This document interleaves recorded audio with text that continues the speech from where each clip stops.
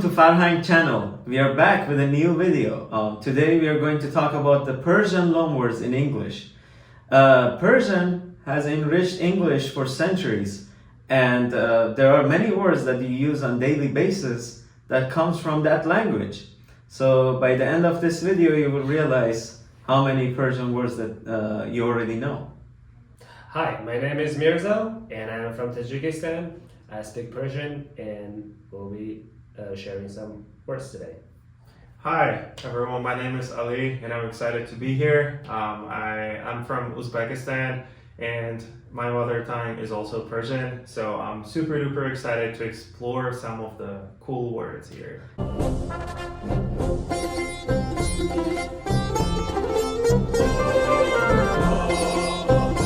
Yes, so I guess since I'm from Iran, I have to go first. I'm the unlucky one today.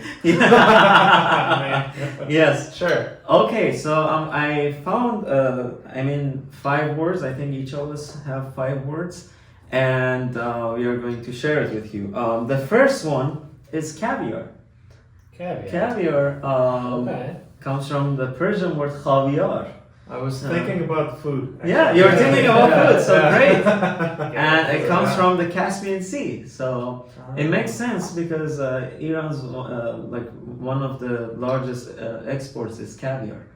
Caviar, because English doesn't have the letter kh, they replace it with c, with the k sound. Okay. And the etymology goes back to Middle Persian khagavar.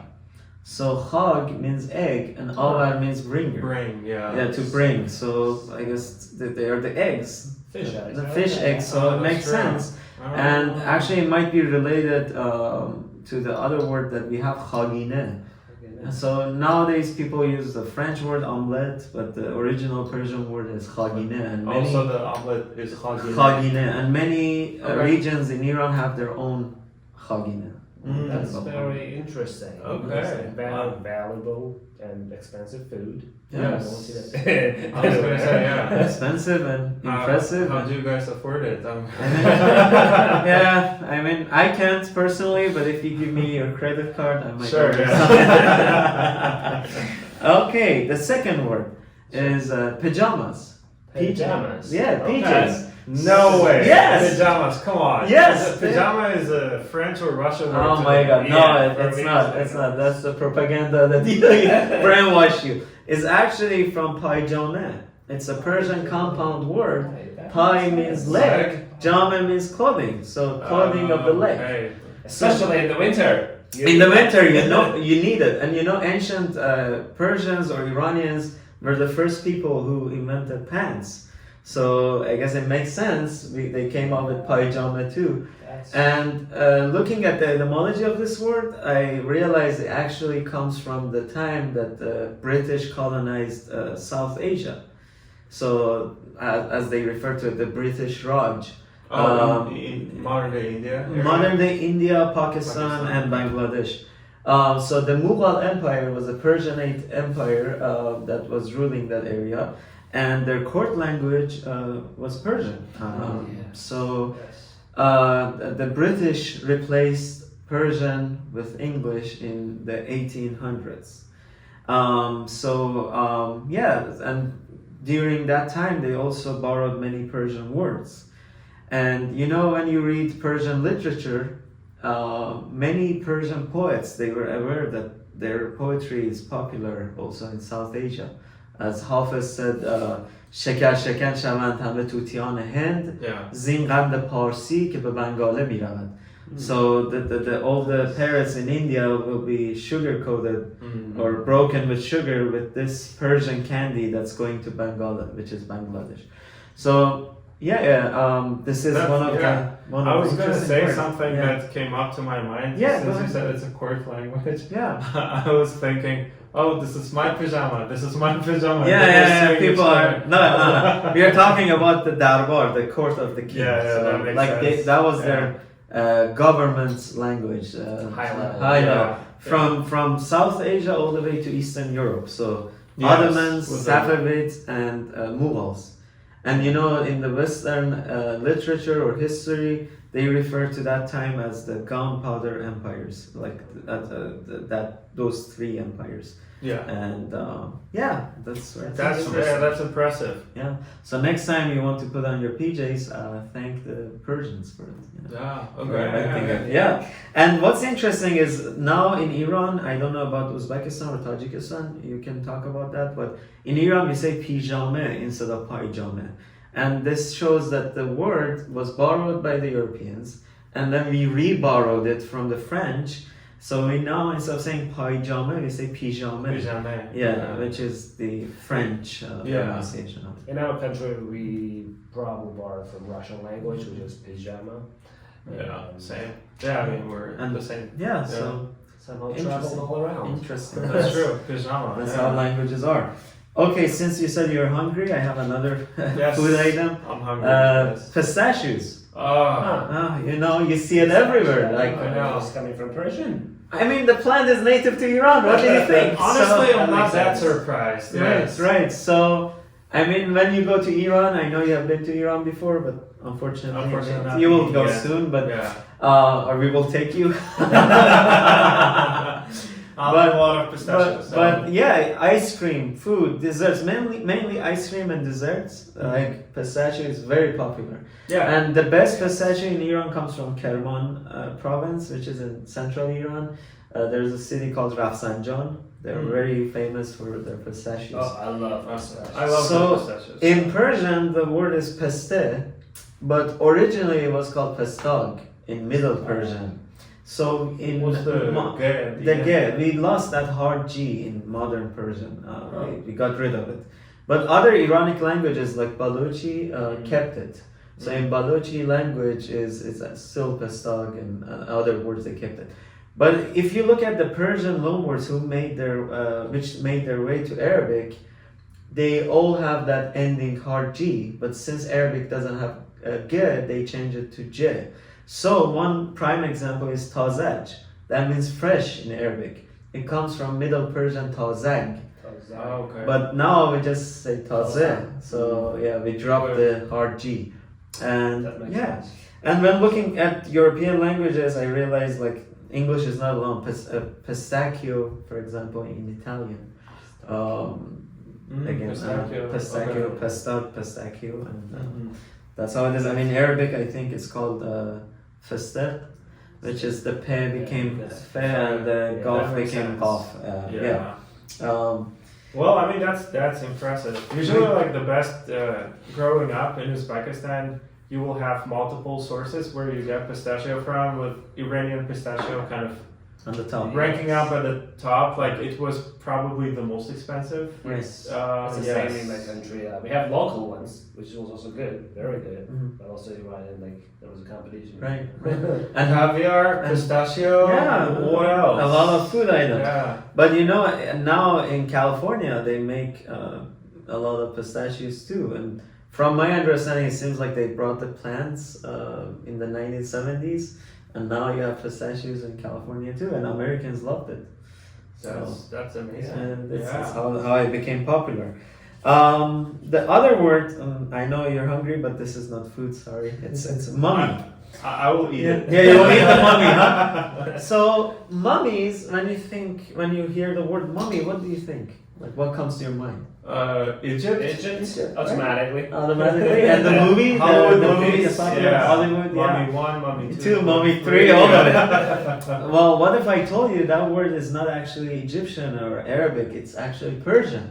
Comes from the Persian language. But That's- that's interesting. But you're like, how's that possible? Because Because- mummy yeah. is like ingrained in old Egyptian culture. Yeah, and Yeah. there is not do much content. Iranians do that too?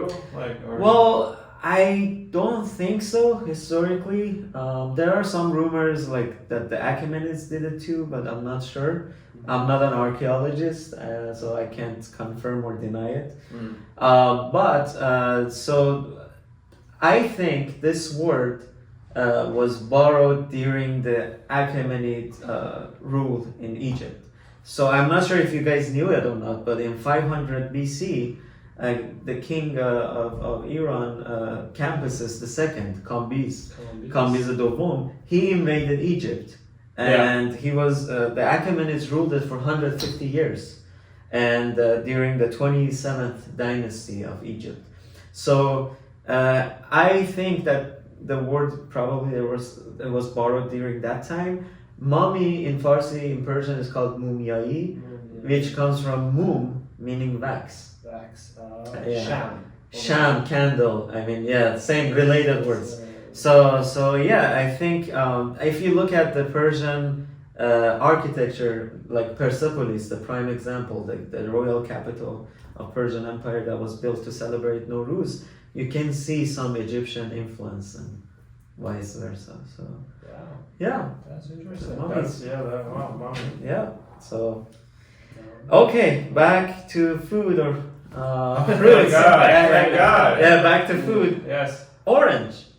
So the fruit, The color. the color and the fruit. So okay. who doesn't like oranges? Like in the summer, you would always Orange love- sounds very English to me. orange. Yeah. Like, probably one of the first English words that we learned, right? Yeah, Like, that's the orange, apple. Like those are the first words that they teach you. Very simple. Yes. But what if I told you this word actually comes from nareng?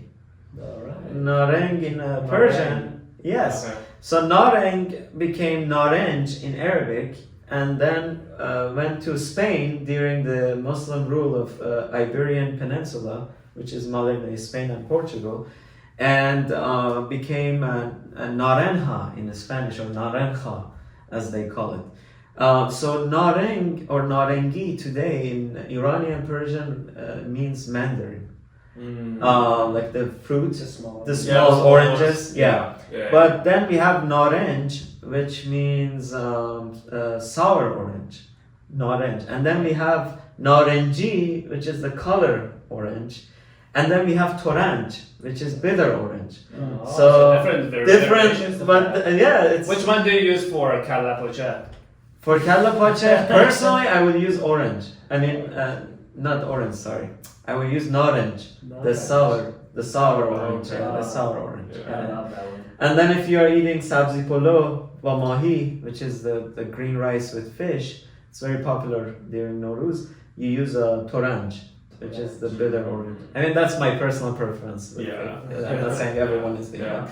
But, so what do we call orange in Persian? Portagal. Portagal.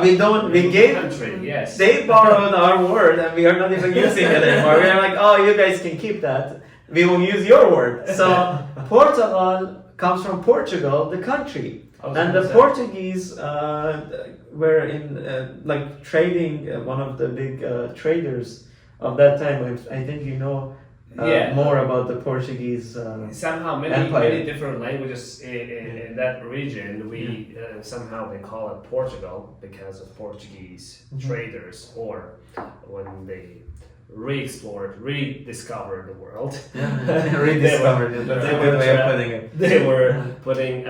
They were trading oranges from China to the rest of the region, and many people thought this is coming from Portugal. But that's why they put the name of the name of the food as a country, Portugal. But in Puerto Rico, surprisingly, they call it as China, the origin of the fruit. Oh, really? Yes. So Chino, maybe? They call it the juice of China. Oh, that's interesting. That's very. You know, at the same time, a lot of things are called China, like in English. All the like not silverware, but like porcelain. In Persian, Farsi is the same. They call it chini. Chini. That's very interesting how one fruit can have so many different names. I know. You know, and the Portuguese were also they were occupying parts of Persian Gulf, like south of Iran, up until the 17th century when Shah Abbas the Great was able to reconquer those regions. So Bandar Abbas, probably you heard that, literally means port of Abbas. Their actual name was Gambrom, but they renamed the city in the honor of Shah Abbas because he was Yeah. able to take it back. Yeah. Okay, I think these were all the words that I found. So I want to pass the mic to Mirza, my friend from Tajikistan.